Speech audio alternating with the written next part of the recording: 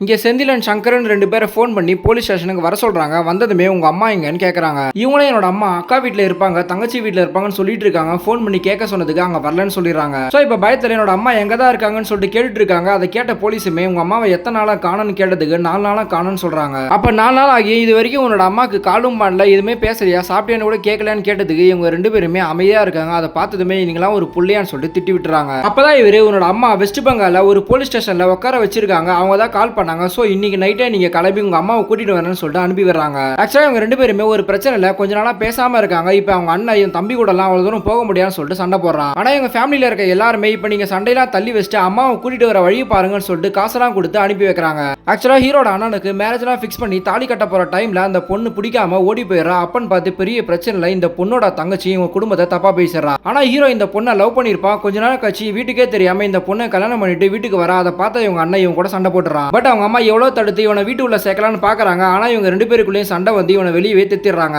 அதுக்கப்புறம் இந்த வீட்டுல நடக்கிற ஃபங்க்ஷன் கூட 2 பேருமே ஒன்னா வரதில்ல. அப்ப பேசாம விட்டவங்க இப்ப வரைக்கும் பேசாமலே இருக்காங்க. இப்ப அம்மாவை தேடி 2 பேருமே ஒன்னா போயிட்டு இருக்காங்க.